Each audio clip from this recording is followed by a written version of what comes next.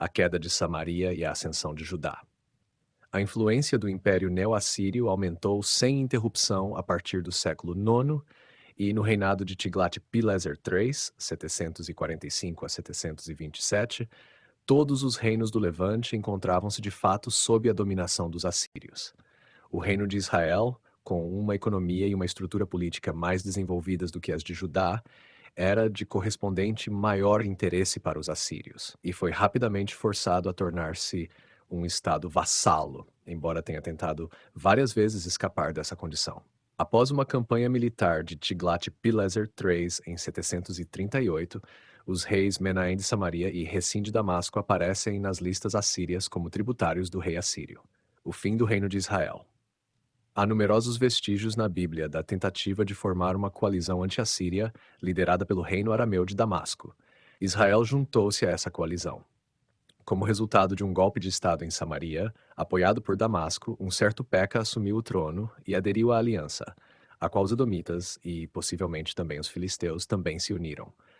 Para forçar o reino de Judá a juntar-se igualmente, foi lançada uma campanha militar contra ele. Essa é frequentemente chamada de Guerra Sírio-Efraimita, expressão cunhada por Martinho Lutero. Segundo os relatos em Reis e Isaías, o profeta Isaías desempenhou um papel importante nesse assunto em sua função de conselheiro do rei. Assim, Isaías 7 contém uma exortação ao rei de Judá, Acás, para que colocasse sua confiança em Yahvé e não cedesse à pressão de Arã e Samaria.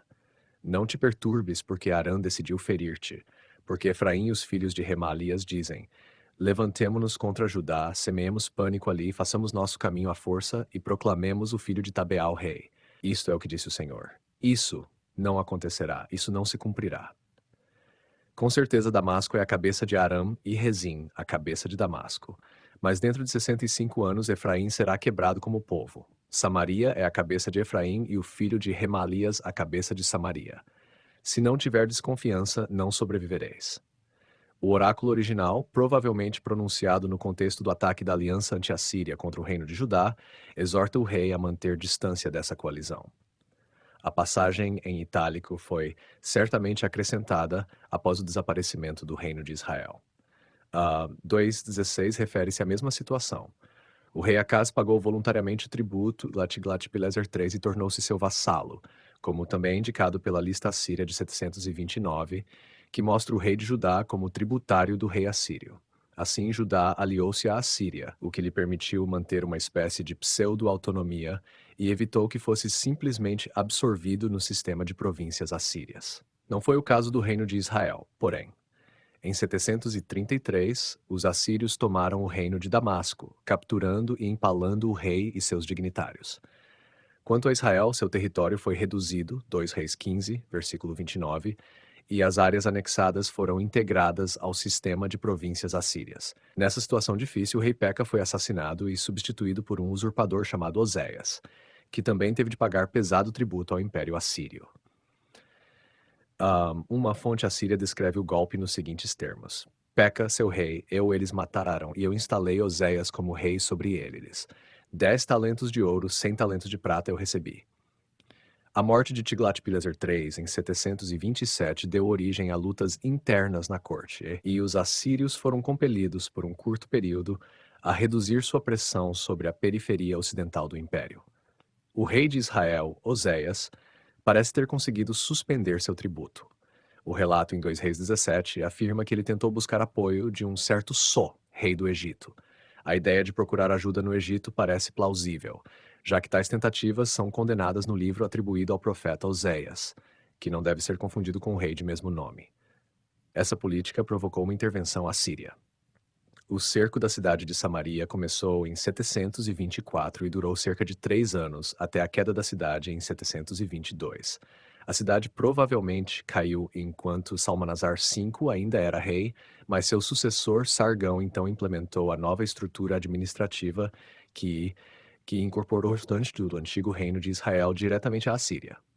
O soberano assírio deportou alguns dos habitantes de Samaria e reorganizou a cidade, como é indicado na narrativa bíblica e também no prisma de Nimrud. Com o poder dos grandes deuses, meus senhores, lutei contra eles. Contei como despojo 27.280 pessoas, junto com seus carros de guerra e os deuses em quem confiavam. Dentre eles, formei uma unidade com 200 carros para minha força real. Assentei o restante no meio da Assíria. Repopulei Samerina e a tornei maior do que antes. Trouxe para ela povos de países conquistados por minhas mãos. Nomeei meu eunuco como governador sobre eles. O deslocamento forçado de populações fazia parte da estratégia militar e política dos assírios. Essas deportações eram apresentadas como punição para aqueles que haviam quebrado tratados, mas também tinham outra função política. A deportação de parte da elite, sacerdotes, altos oficiais, generais e artesãos altamente qualificados, permitia aos assírios desmantelar a estrutura social existente. O exército derrotado era parcialmente integrado ao exército assírio, que de imediato se tornava mais cosmopolita, como indicam claramente certos relevos que mostram soldados de diversas origens étnicas. As populações exiladas eram assentadas em centros urbanos como Nínive ou Nimrud, mas também na nova cidade Dur-Sharrukin, que Sargão pretendia fazer sua capital. Assentar outros grupos étnicos no lugar das populações deportadas também permitia aos assírios manter melhor controle sobre os territórios anexados. As comunidades implantadas pelos assírios eram vistas pelo restante da população, que havia sido autorizada a permanecer no país, como parte da estrutura de poder assíria. Assim, essas pessoas, deportadas de outros lugares, mas agora estabelecidas em Samaria, não tinham escolha senão colaborar estreitamente com os assírios. Os anais de Sargão descrevem a deportação de tribos árabes para Samaria em 715. Os Tamudi, os Ibadide, os Marsimani e Hayapá, os árabes distantes que vivem no deserto, que não conheciam supervisor nem comandante, que jamais trouxeram seu tributo a qualquer rei. Com a ajuda de Assur, meu senhor, eu os derrotei. Deportei o restante deles, assentei-os em Samerina. Essa mistura de populações é a origem do termo pejorativo samaritano para um povo que os judeus consideravam praticar um culto sincrético. No entanto, o culto de Yahvé terá continuado no território do antigo reino de Israel, embora praticamente não tenhamos informações sobre a situação religiosa no reino até a época persa. O texto polêmico de 2 Reis 17, 24 e 33, contudo, indica, apesar de si mesmo, a persistência de um culto já vista em Samaria. O rei da Assíria trouxe gente da Babilônia, de Cuta, Ava, Ramate e Sefarvaim e os estabeleceu nas cidades de Samaria em lugar dos filhos de Israel. Eles tomaram posse de Samaria e habitaram as cidades dali. No início da sua instalação nesse lugar, como não temiam a Yahvé, ele enviou contra eles leões que os matavam. Disseram ao rei da Assíria: As nações que deportaste e estabeleceste nas cidades de Samaria não conhecem o modo de honrar o Deus desta terra. Este Deus enviou contra eles leões, que os fazem morrer porque não conhecem a maneira de honrar o Deus da terra. O rei da Assíria deu esta ordem: Mandai de volta para lá os sacerdotes de Samaria que deportastes, que eles voltem e habitem ali, e lhes ensinem o modo de honrar o Deus da terra. Um dos sacerdotes que havia sido deportado de Samaria voltou então e viveu em Betel. Ele os ensinou a como deviam temer a Deus. Cada nação fez o seu próprio Deus e o colocou nas casas dos altos que os samaritanos haviam construído. Cada nação fez o mesmo nas cidades em que habitava. O povo da Babilônia fez Sucote-Benote, os de Cuta, Nergal, os de Amate, Azima, os aveus, Nibás e Tartaque. Os sefarvitas queimavam seus filhos no fogo em honra de Adrameleque e Anameleque, deuses de Sefarvaim. Eles temiam a Yahvé e fizeram, dentre o seu próprio povo, sacerdotes para os altos, a fim de celebrarem em seu nome nas casas dos altos. Embora temessem a Yahvé, serviam a seus próprios deuses segundo os costumes das nações de onde haviam sido deportados. Na forma atual, o texto data da época persa e é influenciado pelas polêmicas antissamaritanas desse tempo. O estilo do hebraico usado nesse texto confirma sua redação tardia.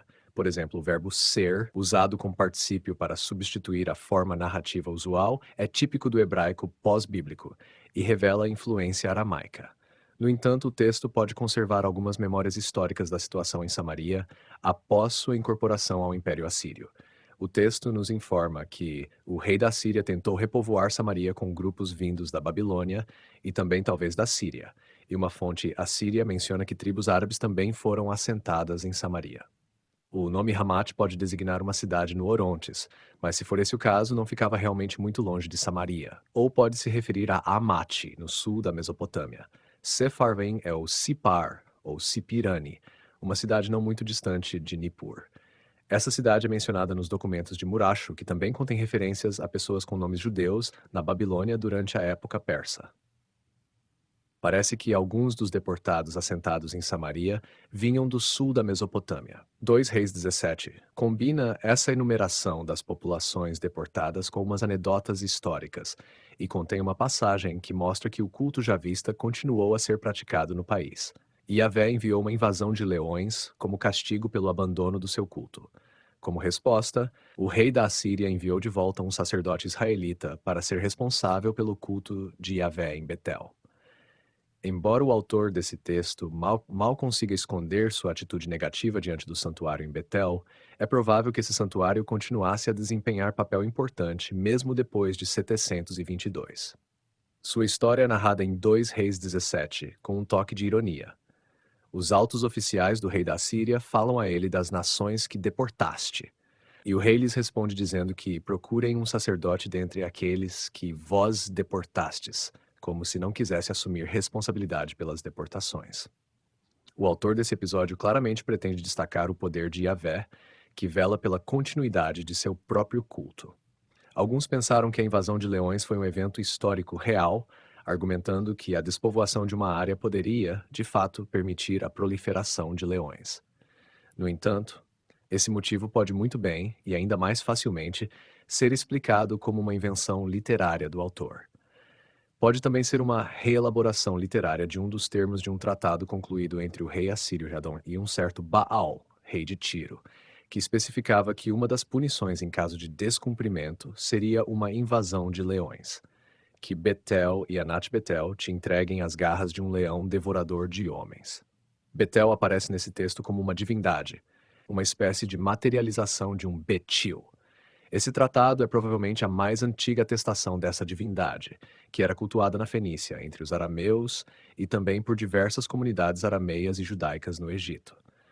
É possível que o deus Betel também tivesse um culto em Israel, como sugere o oráculo de Jeremias 48. Moabe será envergonhado de Quemos, assim como a casa de Israel se envergonhou de Betel em que confiava. Em 2 Reis 17, Betel designa claramente o santuário do antigo reino do norte.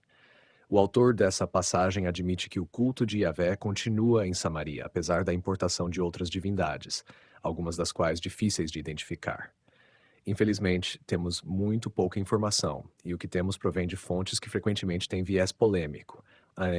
Mas a existência de um santuário javista no Monte Gerizim, atestado arqueologicamente desde a época persa, confirma essa continuidade. A situação em Judá após 722 e o reinado do rei Ezequias. A derrota do irmão mais velho no norte dificilmente deixou de suscitar diversas reações entre os sacerdotes e altos oficiais da corte em Jerusalém. Não seria um sinal de que os deuses dos assírios eram mais fortes do que Yahvé e o pequeno panteão de Israel? Ou teria Yahvé rejeitado Israel, entregando nas mãos dos assírios para mostrar que o seu verdadeiro povo era aquele que vivia em Judá e em Jerusalém? Encontramos uma instância dessa ideia no Salmo 78. Yahvé rejeitou a família de José, recusou escolher a tribo de Efraim, o reino de Israel. Ele escolheu a tribo de Judá, o monte Sião que ele ama.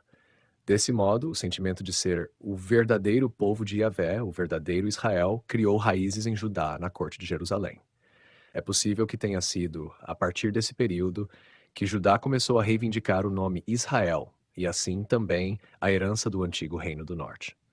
Esse sentimento de ser o verdadeiro povo de Yahvé terá sido reforçado pelo cerco mal-sucedido de Jerusalém em 701, do qual voltaremos a falar mais adiante. Os eventos de 722 tiveram um impacto significativo na demografia de Jerusalém. Em questão de poucas décadas, certamente dentro de uma única geração, Jerusalém foi transformada de uma modesta aldeia montanhosa de cerca de 10 ou 12 acres em uma enorme área urbana de 150 acres, de casas densamente agrupadas. Em termos demográficos, a população da cidade pode ter aumentado até 15 vezes, de cerca de 1.000 para 15.000 habitantes. A mudança demográfica trouxe consigo uma reorganização das estruturas políticas do Reino de Judá. O sistema tradicional de economia puramente agrícola fundada no clã foi cada vez mais desafiado pelo poder centralizado de um Estado. A administração judaíta sofreu grandes desenvolvimentos no século VIII e foi progressivamente profissionalizada, refletindo o crescimento da cidade. Não se sabe com certeza quando Jerusalém se expandiu para incluir o Monte Ocidental, hoje os bairros Judeu e Armênio, e o que hoje se chama Monte Sião. As razões para essa expansão espetacular estão certamente ligadas aos eventos de 733 e 722. Muito provavelmente houve grande número de refugiados de Israel fugindo dos assírios que chegaram nesse período. Outros autores citam razões político-econômicas. Uma teoria é que a administração em Jerusalém reuniu a população em cidades para poder oferecer melhor resistência aos assírios. Também é possível que o boom econômico em Jerusalém e a falta de terras cultiváveis nas áreas rurais tenham atraído uma população que, de outro modo, estaria ameaçada de empobrecimento. Contudo, escavações revelaram a existência de pequenos povoados nos arredores da cidade para o fim do século VIII e durante o sétimo, de modo que não parece que todas as aldeias tenham sido completamente abandonadas. Não devemos descartar a possibilidade de que tenha havido várias razões diferentes para o crescimento espetacular de Jerusalém, mas é difícil evitar supor que houve um movimento de populações do norte para o sul. A Bíblia hebraica menciona um grupo chamado Recabitas, que teriam participado da revolta de Jeú contra os Onríadas. Segundo Jeremias 35, esse grupo foi estabelecido em Jerusalém no final do século VII. 2 Reis 22:14 fala de uma Ir Hamishne, uma cidade nova, literalmente segunda, onde a profetisa Hulda e seu marido viviam. O símbolo dessa nova Jerusalém foi o rei Ezequias, que desfruta da quase irrestrita aprovação dos editores da Bíblia. Fez o que era reto aos olhos de Yahvé, exatamente como seu antepassado Davi havia feito. De todos os reis de Judá que vieram antes ou depois dele, nenhum lhe foi igual. E 5. Não se sabe quando começou o reinado de Ezequias. Se foi em 728, isso lhe teria dado tempo suficiente para completar suas obras em Jerusalém. É possível que tenha sido construída uma nova muralha em torno de Jerusalém ou um muro reforçado, e os textos bíblicos afirmam que Ezequias também construiu um túnel de 533 metros para levar água de Gion a Jerusalém. Uma inscrição relata como o túnel foi construído, começando de cada uma das duas extremidades ao mesmo tempo, a perfuração, e esta é a história da escavação. Quando as picaretas uma contra a outra, e quando restavam apenas 3 côvados a cortar, ouviram-se os homens chamando de um lado ao outro, pois havia uma fenda na rocha, à direita e à esquerda. E no dia da perfuração, os trabalhadores golpearam uns contra os outros, picareta contra picareta. E então fluíram as águas da nascente até o tanque por um espaço de 200 côvados, e 100 côvados era a altura sobre a cabeça dos trabalhadores.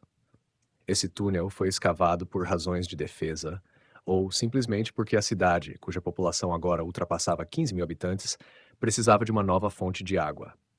E Acknauf afirma que a construção desse túnel teria levado muito tempo, tanto que não seria possível ter sido iniciado e concluído durante o reinado de Ezequias, sendo provavelmente construído sob Manassés, que queria usá-lo para irrigar um jardim real ao modelo assírio.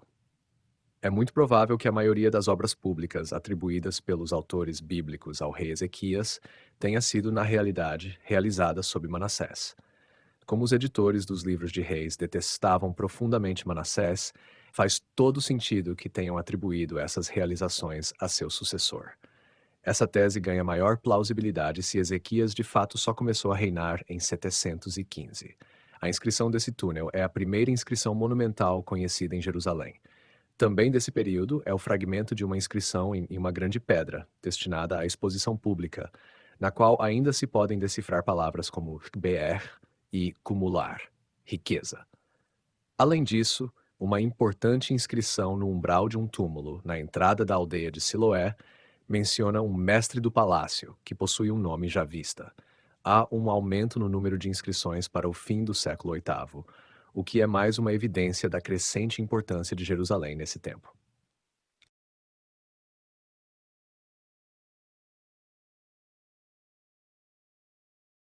A política externa de Ezequias. Os editores dos livros de Reis aprovaram Ezequias por sua política anti-assíria. Parece que, como ato direto de provocação aos assírios, ele fortificou a cidade de Laquis e reforçou as defesas de Berseba. Não se conhece a data exata de sua revolta contra seus senhores assírios. Rebelou-se contra o rei da Assíria e não mais o serviu. O versículo seguinte menciona uma campanha assíria contra os filisteus que ocorreu em 701. É possível que Ezequias tivesse a intenção de se rebelar antes de 701. Talvez planejasse aderir à rebelião organizada por Asdod, contra a qual o profeta Isaías emitiu um aviso. No ano em que o comandante-chefe enviado por Sargão, rei da Assíria, veio atacar Asdod e a tomou. Naquele tempo, Yahvé falou por mediação de Isaías, filho de Amós: Vai. Disse ele: Desata o pano de saco que tens ao redor da cintura, tira as sandálias de teus pés. E ele fez isso, andando nu e descalço. Disse Yahvé: Meu servo Isaías andou nu e descalço por 3 anos, um sinal e presságio para o Egito e para a Núbia. Do mesmo modo, o rei da Assíria levará os prisioneiros egípcios e os deportados núbios, jovens e velhos, nus e descalços com as nádegas descobertas, nudez do Egito. As pessoas ficarão surpresas e confundidas por causa da Núbia, em quem confiavam, e por causa do Egito em que se glorificavam. Mas os habitantes dessas regiões dirão: Eis aqueles em quem confiávamos para encontrar refúgio entre eles e ajuda e libertação do rei da Assíria. E nós, como escaparemos? Esse oráculo parece sugerir que os rebeldes tentaram aliar-se ao Egito. Depois que subiu ao trono, Senaqueribe, 705 a 681, teve de sufocar uma revolta na Babilônia e por isso foi menos ativo no Levante. As cidades filisteias, notadamente Ecrom e Ascalon, tentaram novamente se rebelar contando com a ajuda do Egito, que queria recuperar o controle sobre as cidades da Filístia e talvez também fazer de Judá uma zona tampão contra os assírios. O apoio popular ao Egito em Judá para o final do século VII é indicado pelo número significativo de selos egipcianizantes desse período encontrados por arqueólogos. Em 701, Senaqueribe empreendeu uma campanha contra a Palestina que é muito bem documentada arqueologicamente, especialmente em Laquis. Há até relevos assírios em Nínive que representam o cerco e a queda de Laquis. Outras evidências são fornecidas pelos anais de Senaqueribe, pelos oráculos no livro de Isaías e por 2 narrativas diferentes do cerco abortado de Jerusalém em Reis 18 e 20.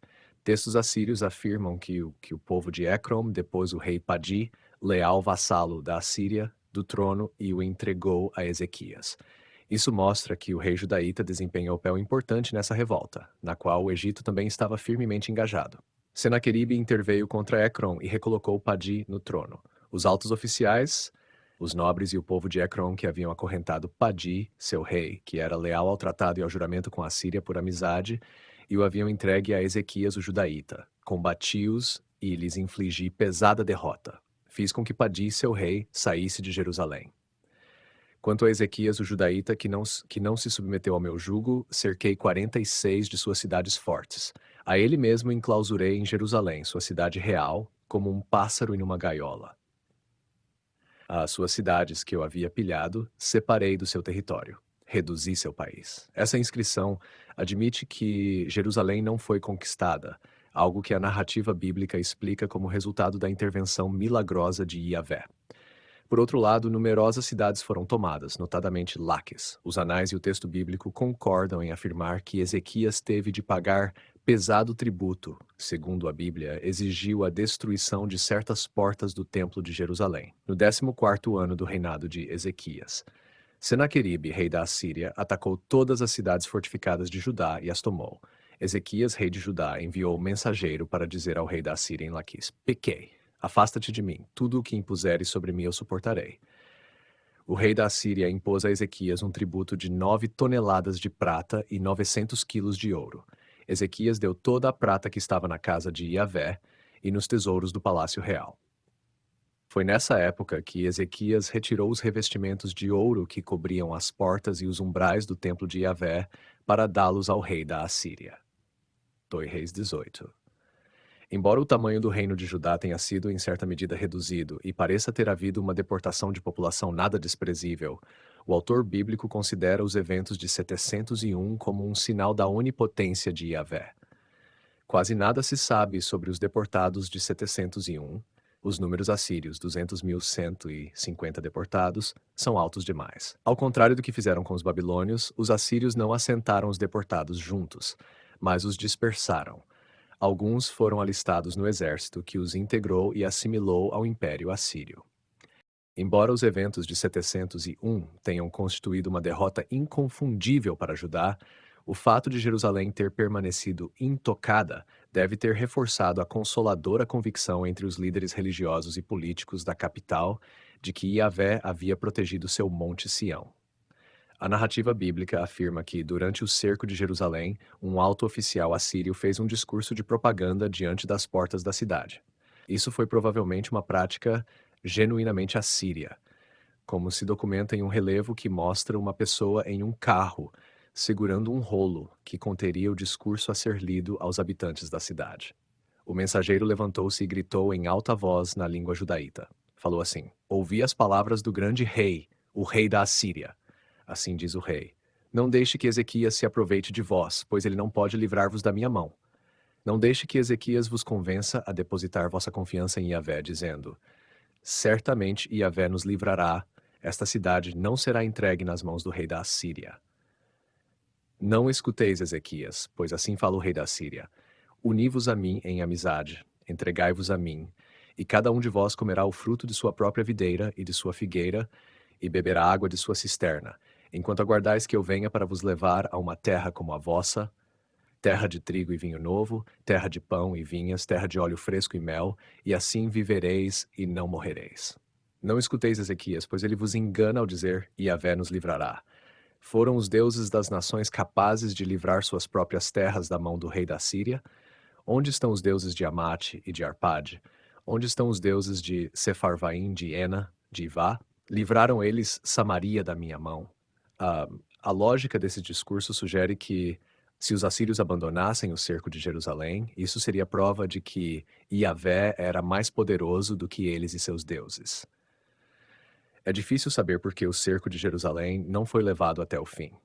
2 Reis 20 afirma que o anjo de Yahvé feriu o exército assírio, uma demonstração de que Yahvé, ao contrário do que os assírios pretendiam, era mais forte do que Assur e seus exércitos. Historiadores desenvolveram várias hipóteses para explicar o fracasso assírio em tomar Jerusalém. O exército assírio teria sido enfraquecido pelos combates com os rebeldes egípcios, ou os assírios nunca tiveram realmente a intenção de destruir Jerusalém, mas desejaram mantê-la em estado reduzido como zona tampão.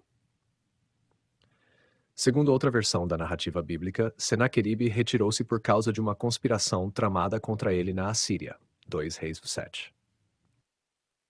Seja como for, na consciência dos judaítas, essa quase derrota transformou-se em vitória triunfante. Esses eventos de 701 são a origem da importância simbólica de Jerusalém como a cidade de Yahvé. Em primeiro lugar, é essa intervenção dos assírios em Judá que de fato provocou uma centralização do culto e da administração em Jerusalém, que permaneceu a única cidade em Judá que os assírios não conquistaram. O fato de Jerusalém ter sido poupada também dá origem à teologia do remanescente que encontramos em Isaías. Essa visão teológica afirma que, em todas as catástrofes da história, Yahvé sempre protegeu um remanescente em Jerusalém. Contudo, os eventos de 701 significam, em particular, um fortalecimento da teologia de Sião, a ideia de que Yahvé sempre vigiará seu monte sagrado. O Salmo 48, um cântico que celebra a proteção de Sião, pode muito bem ter sido composto logo após os eventos de 701. Yahvé é grande, digno de todo louvor na cidade do nosso Deus, seu monte santo. Formoso é o monte, a alegria de toda a terra, o monte Sião, longe ao norte, a cidade do grande rei. Nos palácios da cidade, Deus é conhecido por ser como uma cidadela, pois os reis estavam coligados, avançaram juntos, olharam estupefatos, atônitos fugiram. Ali, um tremor apoderou-se deles, como as dores de uma mulher em parto. O que ouvimos, nós vimos na cidade de Yahvé, na cidade do nosso Deus. Deus a manterá forte para sempre. É essa ideologia da singularidade de Jerusalém e do Monte do Templo que mais tarde se tornará o fundamento para a centralização do culto de Yahvé. As reformas de Ezequias. Os livros de Reis descrevem Ezequias como um reformador que prefigurou o rei Josias, na medida em que lhe atribuem a iniciativa de iniciar o processo de centralização em Jerusalém de um culto a Yahvé com exclusão de todos os outros deuses. Há muito debate e discordância sobre a historicidade dessas afirmações bíblicas que, com exceção de um detalhe, são formuladas em termos muito gerais. Não é, contudo, inconcebível que as reformas de Ezequias estivessem de algum modo relacionadas à teologia de Sião que acabamos de descrever. Ele, Ezequias, destruiu os altos, quebrou as macebote, cortou as asherás e despedaçou a serpente de bronze que Moisés havia feito, porque os israelitas até então queimavam incenso diante dela. Chamavam-na Neustã, Reis 18, versículo 4. Politicamente, as reformas de Ezequias, particularmente o fechamento dos altos, podem simplesmente ter sido uma resposta à situação geopolítica. Depois de 701 nada restava de Judá, senão Jerusalém e seu interlândio. A narrativa bíblica também afirma que Ezequias destruiu uma serpente de bronze. Isso provavelmente não é invenção. Essa serpente atribuída a Moisés mostra a influência de concepções egípcias, embora as serpentes sejam cultuadas em vários contextos religiosos. Pode estar ligada aos serafins da visão de Isaías 6, que circundam o trono de Yahvé no Templo de Jerusalém, mas o fato de essa serpente ter um nome, embora Neustã simplesmente signifique serpente, sugere antes que se trata de um culto particular a uma serpente como curadora. O fato de Ezequias ter se desfazido dessa estátua pode simplesmente ser um sinal de seu retorno forçado à condição de vassalo do rei da Assíria. Poderia parecer politicamente prudente livrar-se desse símbolo egípcio. O culto de Yahvé no reinado de Manassés. Manassés, filho de Ezequias, teve um reinado muito longo, de 55 anos, mas temos notavelmente poucos detalhes a seu respeito. Para os editores dos livros de reis, ele é o modelo do mau rei que fez tudo o que desagradava a Yahvé. Historicamente falando, sua aceitação da dominação assíria garantiu um período de calma e estabilidade para o reino de Judá. É até possível que certas realizações notáveis que a Bíblia atribui a Ezequias sejam, na verdade, obra dele. Provavelmente reconstruiu Laquis e estabeleceu uma série de fortalezas dependentes de Jerusalém. E é possível que Assurbanipal lhe tenha restituído algum território judaíta anexado, notadamente a Cefelá, como recompensa por sua lealdade. Em 2 de Reis 21, Manassés é explicitamente comparado ao rei do norte, Acabe, por reintroduzir práticas assírias e também um culto a Azerá no templo. A longa enumeração das faltas de Manassés em 2 de Reis 21, na qual ele é apresentado como violando todas as leis importantes do Deuteronômio, é, na visão dos editores dos livros de Reis, o prelúdio às reformas de Josias.